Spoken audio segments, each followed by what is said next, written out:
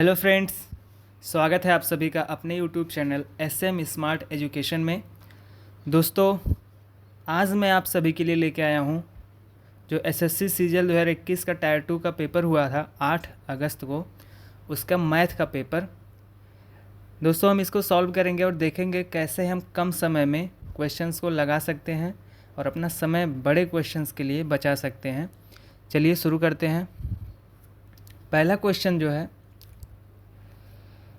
जब एक वस्तु को 5% की छूट पर बेचा जाता है तो 14% का लाभ होता है। यदि 11% का छूट हो तो कितना परसेंट लाभ होगा। ठीक है फ्रेंड्स, इसको दो तरीके से आप लगा सकते हैं। या तो आप CP को 100 मान लीजिए या तो आप MP को 100 मान लीजिए। ठीक है फ्रेंड्स, तो मान लीजिए आपने MP को 100 माना है, ठीक, तो आपको अगर 5% छूट मिल रहा है तो क्या होगा, 95 हो जाएगा। तो आपको 14% का लाभ हो रहा है। CP कुछ भी रहा हो, 95 रुपये में बेचने पर आपको 14% का लाभ हो रहा है। यानी कि जो 95 है वो उस प्राइस का 114% है। ठीक है फ्रेंड्स, ये क्या है, उस प्राइस का 114% है। तो 100% कितना होगा, इससे क्या होगा, आपका CP निकल जाएगा। यहाँ से क्या होगा, 19 से कट जाएगा, 19 पच्चे और 19 छक्का, यानी कि 2 से 3 और 2 से 50, 250/3 आपका जो है CP निकल गया। अब कह रहा है कि यदि 11% की छूट हो तो लाभ कितना होगा। तो अगर 11% की आप छूट दोगे MRP पे तो कितना हो जाएगा, 89 हो जाएगा। सेलिंग प्राइस 89 हो जाएगा। और आपका CP कितना है, 250/3 है। तो CP से सेलिंग, यहीं से आपका प्रॉफिट निकल जाएगा। कैसे निकलेगा, 250 और ये 3 9 27, 3 8 24, 2 26। ठीक है फ्रेंड्स, यहाँ से आप देखोगे 17 का प्रॉफिट है 250 पे गुणे 100, तो 50 दूनी 100, 50 पचे 250, 34/5, यानी कि 5 छक 30 और 5 बटे 40, क्या हो गया, 6.8% का प्रॉफिट हो गया। ठीक है फ्रेंड्स, इसको आप CP 100 मान के भी कर सकते हैं। CP 100 मान के करेंगे तो आपको यहाँ से शुरू करना पड़ेगा कि 14% का लाभ होगा तो 114। ठीक है फ्रेंड्स, और वो जो होगा 5% छूट यानी कि 95% होगा। तो हम MRP पहले निकालेंगे 100%। ठीक है फ्रेंड्स, इसको इस प्रकार से आप कर सकते हो। टाइम बिल्कुल नहीं लगा, हमने आपको समझाया है तब लगा ये समय। ठीक है फ्रेंड्स, चलिए आगे बढ़ते हैं दूसरे नंबर पे।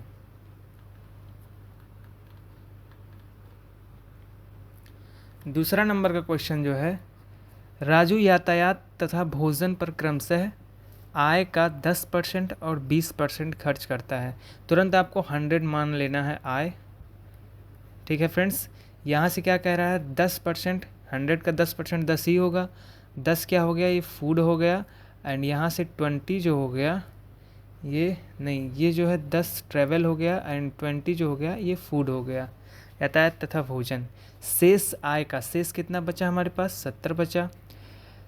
30% कपड़े पर, यानी 70 का 30% 21 जो होगा ये क्लॉथ पे खर्च करता है और शेष आय को बचा लेता है। शेष कितना बचा, 70 में से 21 गया, 49, 49 जो है ये क्या किया, सेव कर लिया। 49 बचा और उसकी बचत है कितनी, एक्चुअल में 49 तो है नहीं, 2 6 4 6 0 है।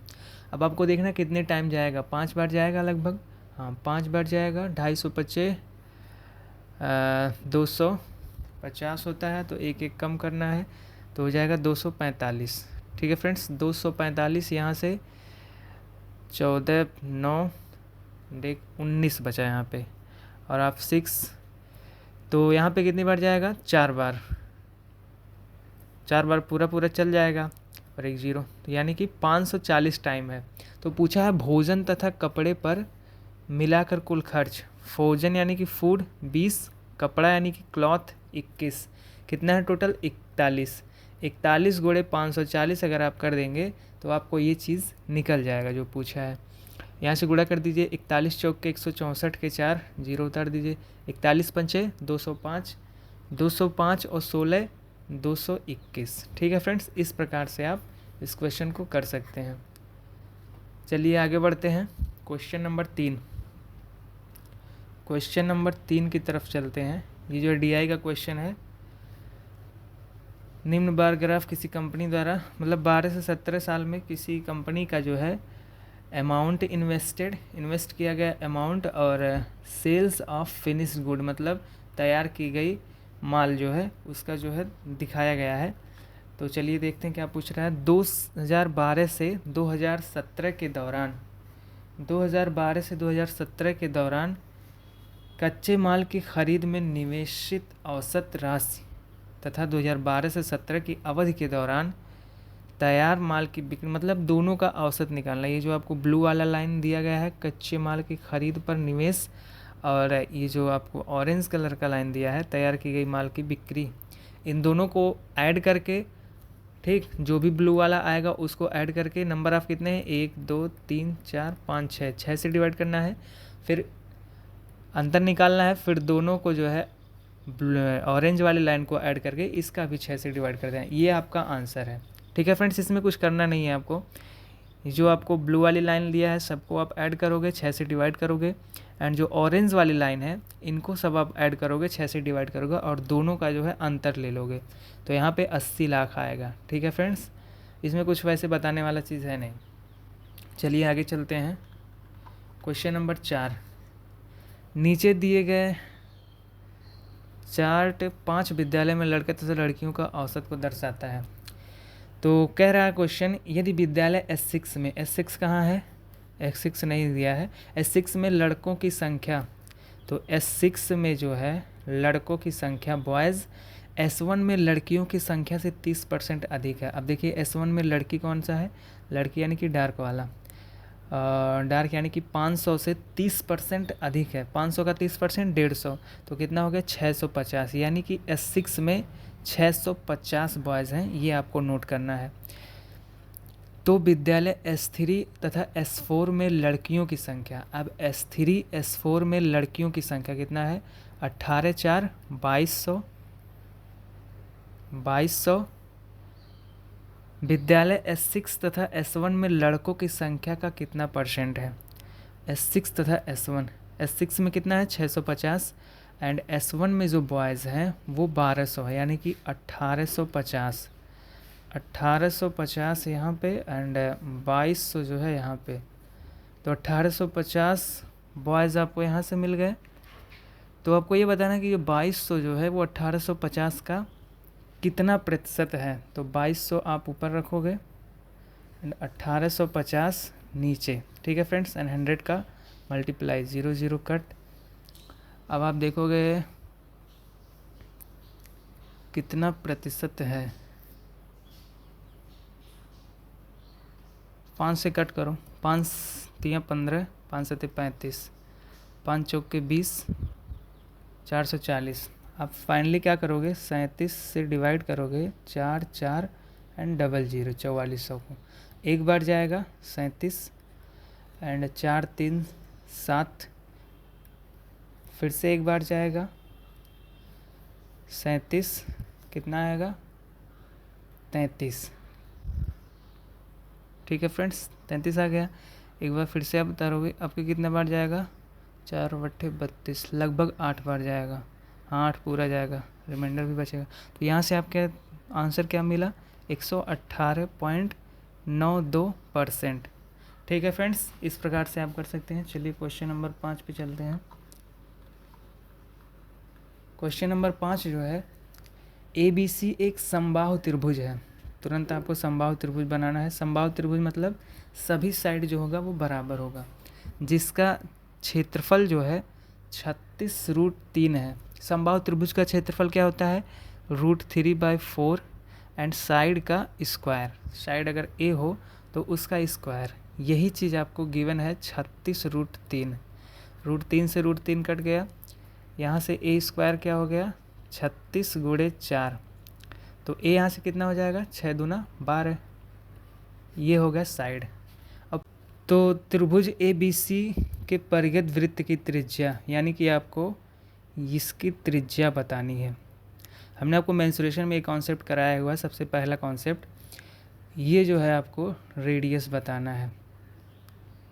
ठीक है फ्रेंड्स, इसका जो फार्मूला होता है कैपिटल आर, अगर हम इसको मान लें तो हमने क्या बताया था, साइड डिवाइड बाय √3। हमने क्या कहा था, अगर ये वाला निकालना होगा तो इसका जो लंबाई होगा वो छोटा होगा, अगर छोटा है तो बड़े से डिवाइड करना है, स्मॉल आर a/2√3 होगा, एंड बड़ा है तो छोटे से डिवाइड करना है। और इसका रेशियो भी हमने आपको बताया था कि 1:2 होता है। ठीक है फ्रेंड्स, तो यहाँ से आपको निकालना है a कितना है, 12 एंड √3। तो यहाँ से क्या हो जाएगा, 4 गुणे √3 लिख सकते हैं इसको, एंड √3 से डिवाइड करना है। यहाँ से क्या आ गया, 4√3 जो है इसका रेडियस आ गया। ठीक है फ्रेंड्स, कुछ भी नहीं करना था। चलिए आगे बढ़ते हैं क्वेश्चन नंबर 6 पे। क्वेश्चन नंबर 6, एक व्यक्ति किसी वस्तु को 18% की हानि पर बेचता है। ठीक, यदि वह विक्रय मूल्य को 144 रुपये बढ़ा दे तथा क्रय मूल्य को 30% घटा दे तो 20% का लाभ होता है। ठीक है फ्रेंड्स, तो अगर हम मान लें कि क्रय मूल्य मेरा 100 है, 18% की हानि पर बेचता है, ठीक है ना, 100 से कितने पे बेच रहा है, 82 पे बेच रहा है। यदि विक्रय मूल्य को 144 रुपया बढ़ा दें, अब ये जो विक्रय मूल्य है ये तो हमारा यूनिट में है, इसको डायरेक्ट तो हम बढ़ा नहीं सकते, लेकिन फिर आगे क्या कह रहा है, क्रय मूल्य को 30% घटा दें। क्रय मूल्य हमने 100 माना है, 30% घटा देगा तो कितना हो जाएगा, 70। अब ये हो गया CP जो है वो 100 से 70 कर दिया है, तो 20% का लाभ होता है। अब CP तो यही है, लाभ इसी पे होगा, तो 20% यानी कि 7 दूना 14 का लाभ हो जाएगा, तो इसमें जुड़ेगा तो कितना हो जाएगा, 84। तो यही जो 2 यूनिट का अंतर है वो बोला है कि 144 रुपया विक्रय मूल्य बढ़ा दें। फिर से मैं आपको बता रहा हूँ, 100 हमने CP माना, ठीक, उसको 18% हानि पर बेच दिया 82 में। फिर कह रहा है अगर विक्रय मूल्य 144 बढ़ा दें, विक्रय मूल्य को क्या किया, 144 बढ़ा दिया तथा क्रय मूल्य को 30% घटा दें। क्रय मूल्य को हमने क्या किया, -30 कर दिया, CP हमारा 100 था, इसको 70 कर दिया, अब 20% का लाभ होता है। अब जब CP 70 हो गया तो उस पर 20% का लाभ जोड़ोगे तो आप 84 हो जाएगा, यानी कि जो विक्रय मूल्य पहले 82 था अब 84 हो गया, यानी कि 2 यूनिट का जो एक्स्ट्रा बढ़ा है वो 144 है, यानी कि 1 यूनिट कितना है, 72। आपसे पूछा क्या है, मूल विक्रय मूल्य। मूल विक्रय मूल्य क्या था, 82 था, तो आप क्या करोगे, 82 गुणे 72 कर दोगे, आपका आंसर आ जाएगा। 82 गुणे 72 आप करिए, 2 दूना 4, 8 दूनी 16, 14 30 के 0, एंड 8 सत्ते 56, 3 59। ठीक है फ्रेंड्स, इस प्रकार से आप इसको लगा सकते हो। चलिए क्वेश्चन नंबर 7, बहुत ही आसान क्वेश्चन, इसमें केवल आपको वैल्यू पुट करना है। 3 मल्टीप्लाई साइन 30 की वैल्यू क्या होती है, 1/2। 1/2 का स्क्वायर कितना होगा, 1/4, प्लस का 3/5, cos 60 की वैल्यू क्या होगी, वही जो साइन 30 का होगा, तो 1/4 इसका भी हो जाएगा, स्क्वायर है, माइनस का 2 सेक स्क्वायर 45, सेक 45 की वैल्यू √2, तो उसका डबल करेंगे तो ये हो जाएगा। अब बस आपको इन सबको जोड़ना ही है, 3/4 प्लस 3/20 माइनस का 4, अगर मैं LCM लूँगा तो 20 हो जाएगा, 4 पंचे 20, 3 पंचे 15, प्लस का 3 माइनस का 20 चौके 80, 15 3 18 अगर घटेगा तो 62, वो भी माइनस का बटे 20, 2 से कट करेंगे तो माइनस का 31/10। ठीक है फ्रेंड्स, बस इतना ही करना था आपको, वैल्यू पुट करके सबको जोड़ना था। चलिए आगे बढ़ते हैं क्वेश्चन नंबर 8 पे। क्वेश्चन नंबर 8, आपको स्क्वायर याद होना चाहिए, आपको पता है। ये देखिए 29/16 किसका स्क्वायर है, 29/16 जो है ये 54 का स्क्वायर है, और डबल पॉइंट पे जो है दशमलव लगा है, यानी कि 5.4। जब आप इसका स्क्वायर करोगे तो वही आएगा, जैसे 55 25 उसके आसपास जाएगा जब आप करोगे। एंड नीचे किसका है, मोस्ट इम्पॉर्टेंट, 101 से लेके आपको स्क्वायर 110 तक का होना चाहिए याद, ट्रिक बेस पे है, आपको याद होना चाहिए। तो ये किसका है, 108 का है, 108 का है 1.08।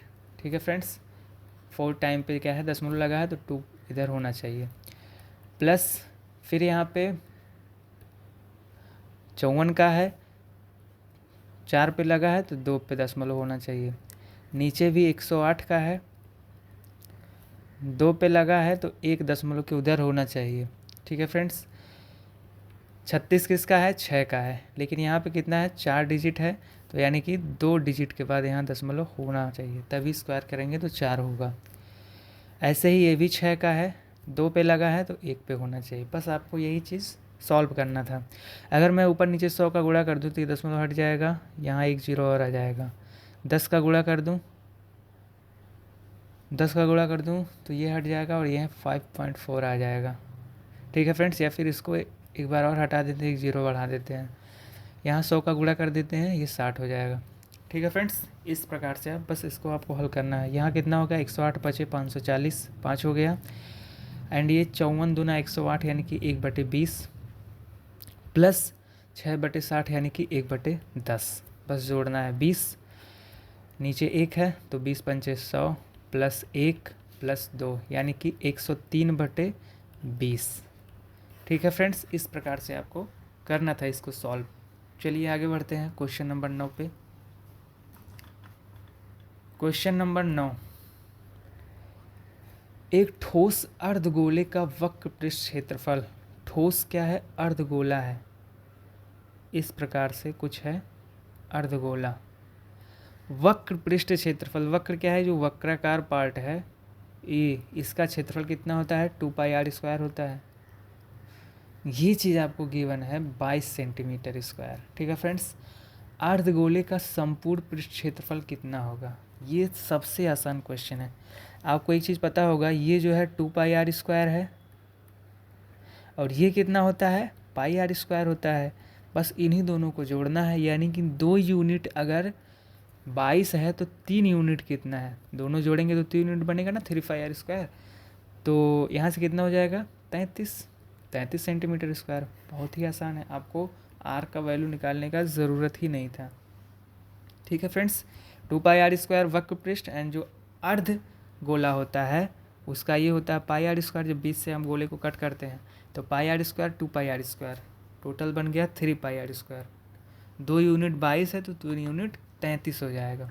चलिए आगे बढ़ते हैं क्वेश्चन नंबर 10।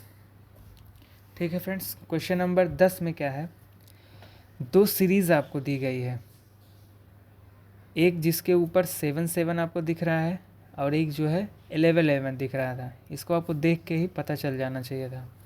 पहली सीरीज़ में लिखूँगा और मैं 7 कॉमन लेके लिखूँगा, 7 1/2 प्लस 1/6 प्लस 1/12, इस प्रकार से 1/156 तक। एक सीरीज़ ये है और दूसरी सीरीज़ एक है, अभी हम उसको ले रहे हैं। अब इसको आप किस प्रकार से लिख सकते हो, 1 × 2 प्लस 1/2 × 3 प्लस 1/12 है, 3 × 4।